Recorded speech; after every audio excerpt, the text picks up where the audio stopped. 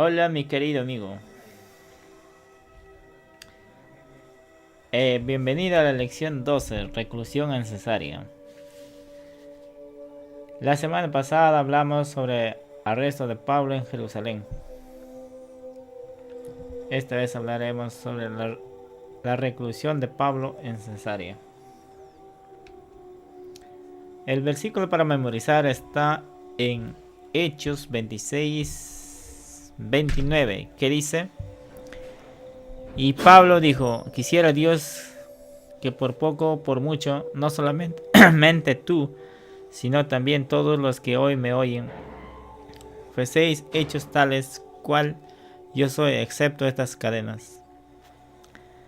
El traslado de Pablo a Cesarea dio comienzo a una reclusión de 2 años en esa ciudad, más precisamente en el pretorio de Herodes, que era la residencia oficial del gobernador romano. Durante esos años tuvo varias audiencias en las que se presentó ante 2 gobernadores romanos, Félix y Festo, y un rey Agripa, cumpliendo así aún más el ministerio que Dios le dio. El día domingo, Pablo ante el gobernador Félix. Para eso pueden abrir sus Biblias en Hechos 24, 1 al 9. Que dice: el sumo sacerdote, algunos miembros del Sanedrín y un abogado profesional llamado Tértulo descendieron de Jerusalén y presentaron formalmente ante Félix su caso contra el apóstol. Ahí veremos cómo el abogado Tértulo halaga al gobernador Félix para poder ganar su amistad y así acusar más a Pablo. Pero Pablo, ¿cómo respondió? ¿Cómo respondió Pablo a cada una de esas acusaciones? En Hechos 24, del 10 al 19 veremos. Para eso vamos a seleccionar 2 versículos para ver la respuesta de Pablo. El versículo 2 y 25 dice: y no me hallaron disputando con ninguno, ni amotinando a la multitud, ni en el templo, ni en las sinagogas, ni en la ciudad. 13. Ni te pueden probar las cosas que ahora me acusan. O sea, a Pablo le estaban acusando de amotinar a la multitud y otras cosas más, y de predicar de Cristo, por supuesto. Y Pablo empezó a contar, ¿no?, todas las cosas que no eran ciertas, excepto la tercera, que era que él predicaba sobre Jesucristo resucitado. Pero vamos a ver cómo es la respuesta de Félix. Pero al disertar Pablo acerca de la justicia, del dominio propio y del juicio venidero, Félix se espantó y dijo: ahora vete, pero cuando tenga oportunidad te llamaré. Esperaba también con esto que Pablo le diera dinero para que le soltase, por la cual muchas veces lo hacía venir y hablaba con él. En otras palabras, el gobernador Félix era un gobernador que le gustaba mucho el soborno, que le gustaba la corrupción, hoy en día podemos decir, ¿no?, la cutra. Pero Pablo era un hombre fiel, no quería comprar ni vender. Y también podemos decir que a Félix le gustaba también congraciarse, ganarse los favores. Por esos motivos también que lo dejó preso a Pablo, Félix, por querer congraciarse con los judíos. Vamos a ver el día lunes. Ahora vamos a ver el lunes ante Poncio Festo.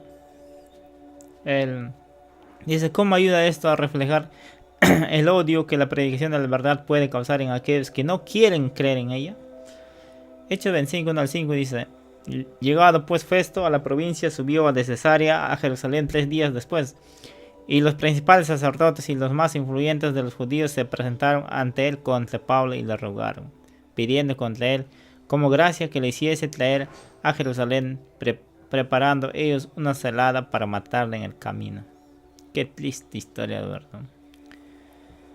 Supuestamente los fariseos, los saduceos, el pueblo de Israel, el pueblo de Dios, escogido, elegido. Pero hoy mismo estaban persiguiendo a Pablo. Mataron a Cristo, no contentos con eso. Querían matar a todos los que creyeran en él y predicaban de él. Bueno, ya sabemos quién estaba detrás de todo. El enemigo, Satanás. Pero ahí vemos la posición de los gobernadores que el Señor ha puesto para impartir justicia, misericordia. Félix fracasó, se dejó llevar por el pueblo, así como Saúl. Pero ahora Festo también dice, ante la inminencia de Pablo volver a Jerusalén, donde su muerte sería cierta y donde su oficio sería una farsa, él prefirió ser juzgado por los paganos. O sea, Pablo prefirió ser juzgado por los paganos. Esto es lamentable que los cristianos tengan que recurrir a tribunales seculares porque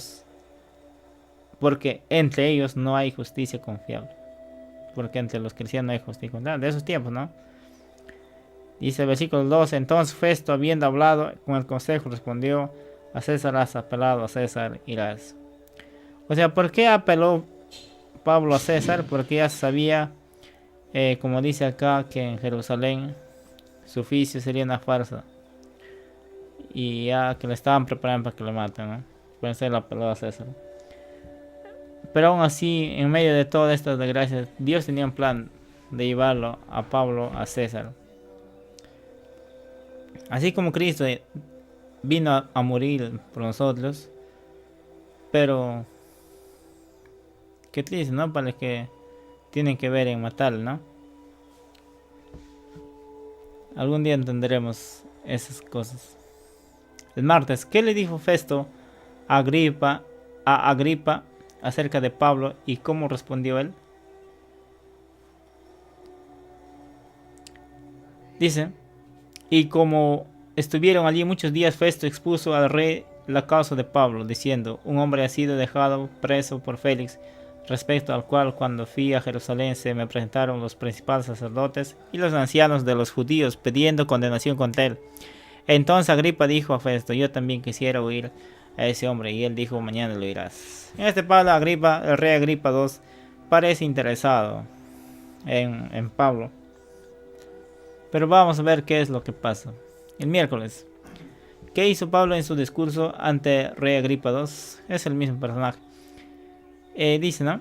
Y habiendo caído todos nosotros en tierra, y oí una voz que me hablaba y decía en lengua hebrea, Saulo, Saulo, ¿por qué me persigues? Dura cosa te es dar cosas contra el aguijón. Yo entonces dije, ¿quién eres, Señor? Y el Señor dijo, yo soy Jesús, a quien tú persigues. Pero levántate y ponte sobre tus pies, porque para esto he aparecido a ti, para ponerte por ministro y testigo de las cosas que has visto y de aquellas que me apareceré a ti. Pablo estaba contando su conversión al rey Agripa. Estaba contando su testimonio para ver que Cristo era real, que Cristo cambia vidas, y estaba vivo.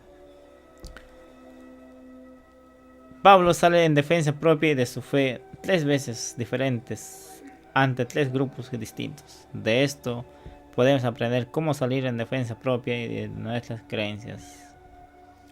O sea, cuando la gente te acuse, no te quedes callado, sino habla, predica, expresa, ¿no? Cuenta tu vida, tu testimonio. Eso es el mensaje, ¿no? Que hay que predicar, hay que hablar, no hay que quedar callado. Hay que glorificar a Cristo, como lo hizo Pablo frente al rey Agripa.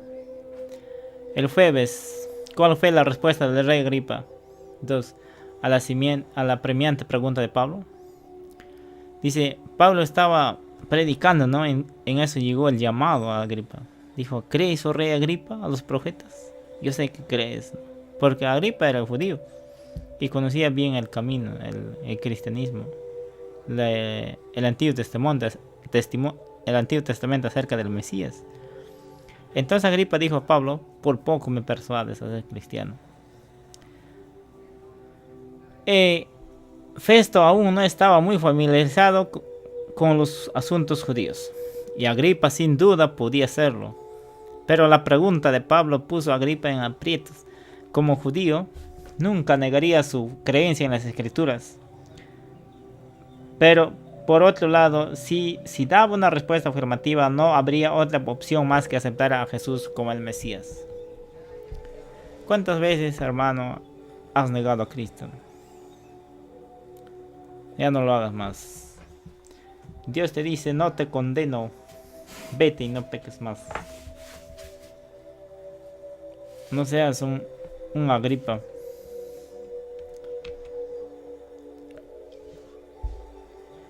En estos de los tres personajes, Félix, Festo y Agripa, parece que Agripa es el que más se perdió, o el que rechazó más abiertamente. Porque los otros reyes, tanto Félix y Festo, eran paganos, romanos. No conocían mucho acerca de las escrituras. Bueno, aunque sus esposas eran judías, ¿ya? Dice: el rey Agripa II tuvo la oportunidad de escuchar el evangelio directamente de la boca de Pablo. Sin embargo, lo rechazó. El orgullo y la vanidad desterraron todos los pensamientos más nobles. Dice nuestra hermana Elena Fue. ¿Cómo podemos estar atentos para no perdernos las grandes oportunidades cuando se nos presentan? Es decir, ¿cómo podemos estar espiritualmente sintonizados en las realidades que nos rodean? Les invito, hermanos, ahí donde estén, a que hagan una oración al Señor. Y Dios puede inspirar y iluminar cada corazón. Y Dios bendiga a cada televidente que está escuchando este repaso de la lección 12. Dios te bendiga, amigo, amiga, en donde estés. Y te bendiga hoy, mañana y siempre. Amén.